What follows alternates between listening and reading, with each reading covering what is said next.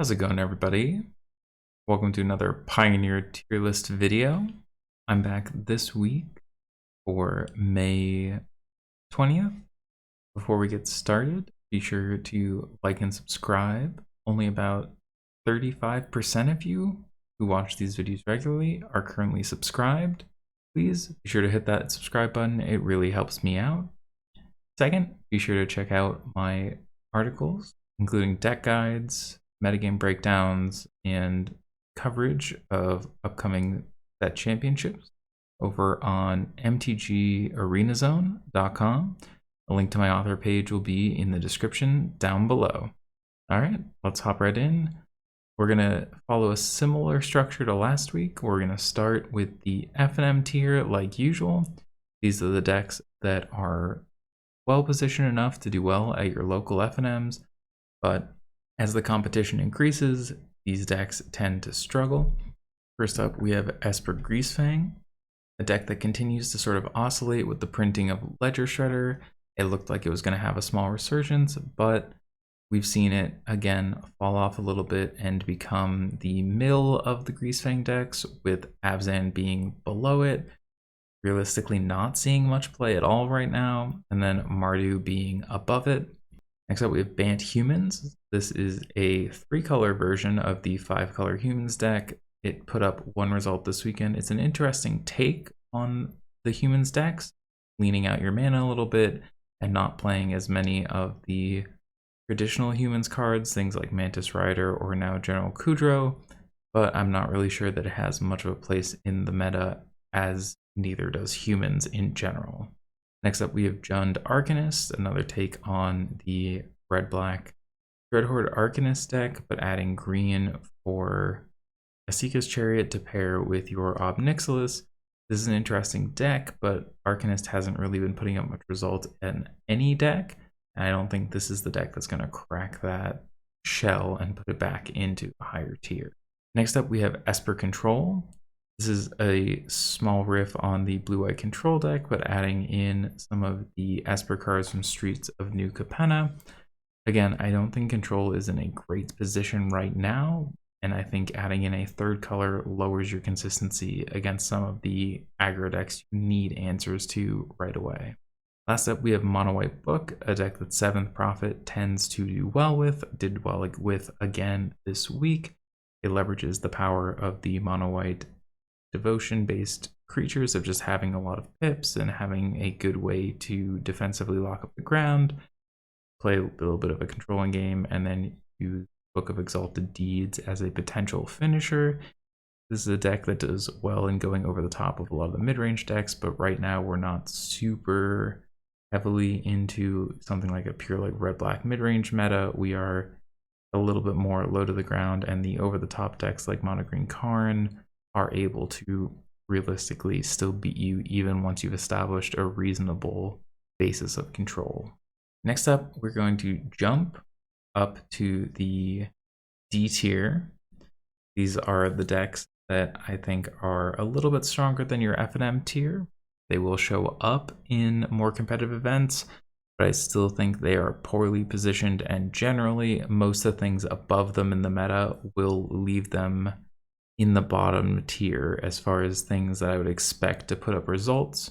First up, we have Niftalite. After Claudio's great performance with this last week, as predicted, sort of slipped back down a little bit, mostly showing up in prelims, but I think Niftalite is a reasonably positioned deck, but a lot of the decks are able to interact favorably with it, and you have a lot of decks getting under it, and the tempo decks like Spirits and Blue-Red Prowess make it so that this deck has a lot of problems in the format.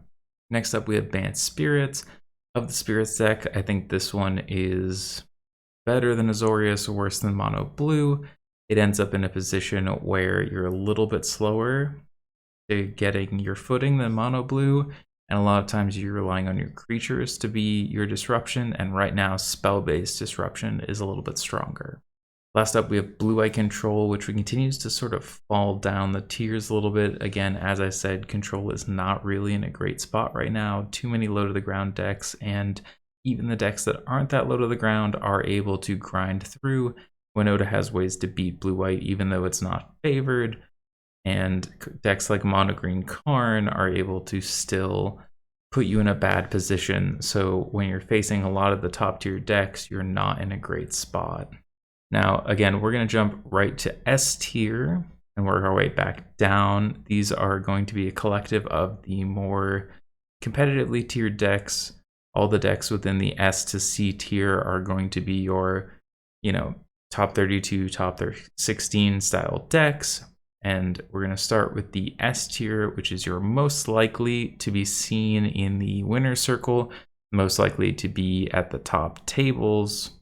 Once again, Winota is the top deck in Pioneer with 8 top finishes, but this time it's split between 4 challenged top 16s and 4 prelim finishes. Winota came in second in the challenge on Sunday, as well as putting up a solid finish in 5th through 8th and 5th through 8th again in Sunday's challenge, so 3 top, or Saturday's challenge, so 3 top 8s.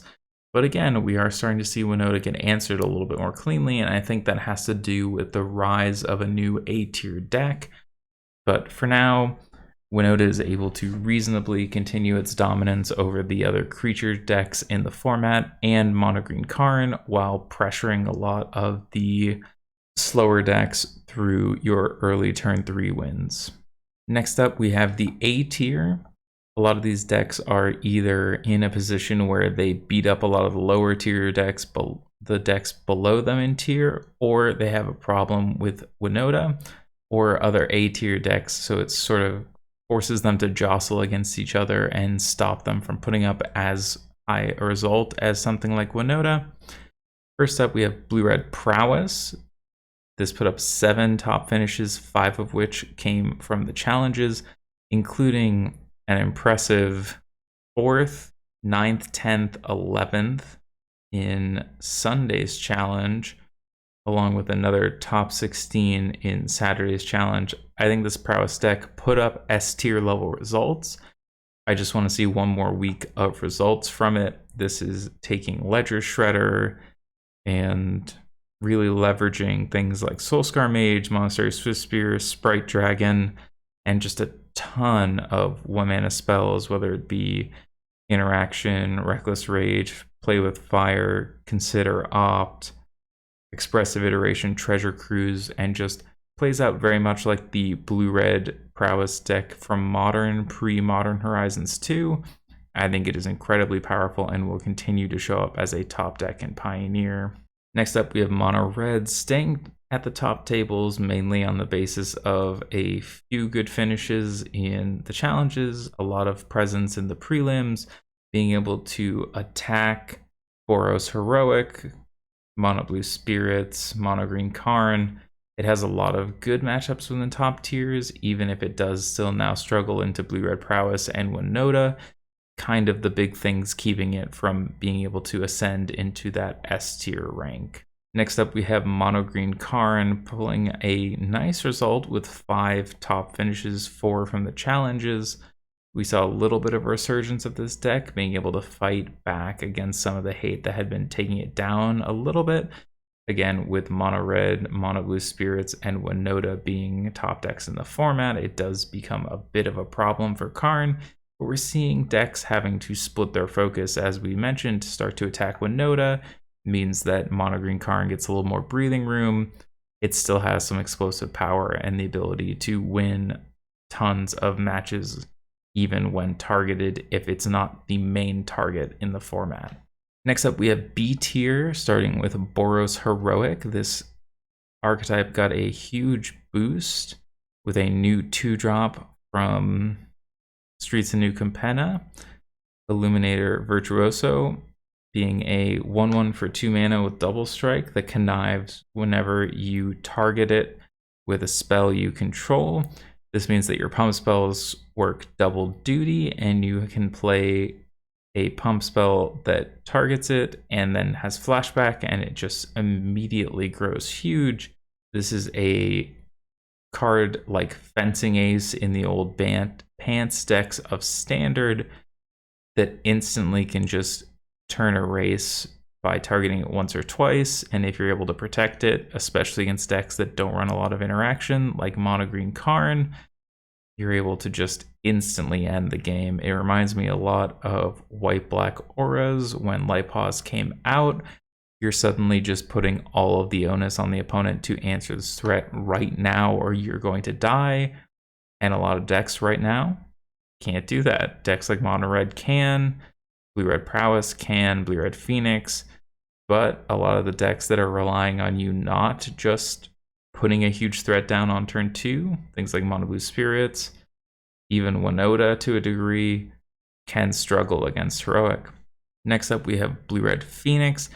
Again, the power of Ledger Shredder has started to boost this deck back up. Having a handful of good removal spells makes it a lot easier to deal with Mono Red, Blue Red Prowess, and Mono Blue Spirits, as well as Heroic. But I think Blue Red Prowess is the stronger of the Blue Red decks, and I think it's able to get underneath Phoenix and then leverage the aggro tempo role to beat up on Phoenix. And again, it's very hard to be in an A tier position when you're not the best deck in your archetype or in your color pair. And I think Phoenix right now still is a notch below Prowess at leveraging the strengths of Ledger Shredder to its maximum. Last up in B tier, we have Mono Blue Spirits, a deck that continues to put up solid results, but with only 2 top 8s in the challenges this weekend, no presence in the prelims. We continue to see that Mono Blue Spirits wants to prey on Mono Green Karn and some of the decks like Lotus Field, Blue White Control, Niv to Light, but those decks are starting to not be very present. So Mono Blue is having less top matchups. And with the presence of Winota, Blue Red Prowess, Blue Red Phoenix, Heroic, Mono Red, you're starting to see Mono Blue get pushed out a little. And again, as a deck like Mono Blue Spirits gets pushed out, Mono Green Karn gets better. And again, this is a big reason why we're starting to see Winota start to trend down a little, Mono Green pick up a little. Decks that are better into Karn are getting punished. Decks that are better into Winota are not. Last up, we have the C tier. These are your decks that are going to see some spikes here or there, might have put up a good finish, but not had much else to back up that one finish. This includes both winners from this week's challenges, starting with Red Black Midrange, a deck that continues to impress when you see a lot of low to the ground aggro decks.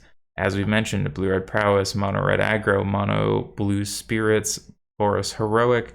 These are all matchups Red Black eats alive in general, and that is a big reason why you saw Red Black win the challenge where there was a ton of Blue Red Prowess up near the top tables. Next up, you have the other winner of the challenge this weekend in Mardu Greasefang, a deck that continues to put up 1 or 2 results a weekend. Sometimes that's a top 8. In this case, it's a win. I think that this deck got a big boost from Mono Green Karn getting taken down a peg, as well as some of the aggro decks not being able to interact with Greasefang as effectively. Things like Heroic are in trouble if you get your Parhelion down. I think Mardu Greasefang continues to be a deck that has the potential to spike at any event, hence why it stays in that S to C tier range most weeks. But the consistency hasn't been there for a while. And again, if Mono Green Karn continues to pick up, that's a really bad position for Greasefang to be in. Last up in C tier is Lotus Field, making sort of a surprising comeback, even though we've talked about, Mono Red, Mono Blue, Mono Green Karn, and Winota, all bad matchups. Lotus Field was able to pick up 2 top 16s. And I think a big part of that is that some of the decks that are trying to attack these aggro decks, things like Red Black Midrange, Niv to Light, that are seeing play at sort of the lower tiers, Lotus Field gets to prey on. So if these kind of decks target the A and S tier decks, Lotus Field can sort of be that next level of targeting them. though as long as Mono Green Karn, Mono Red, Mono Blue Spirits, Heroic, and Winota are above it in the field, it will be tough for Lowe's Field to make a full comeback, but it was nice to see it put up 2 top 16s, especially after it had been virtually gone from the meta for quite a while. So that's it for this week's tier list. Be sure to join the Discord if you aren't already in there. Link is in the description below. We've been using it a lot to talk about new decks, explore brews, as well as look at Explorer alongside Pioneer. Thanks so much, everybody, for watching. Until next time. Hey there. Thanks for stopping by. I hope you've enjoyed this content on either Twitch or YouTube. If you did, please like or subscribe. If you didn't, be sure to leave a comment down below. I promise not to read it. Until next time.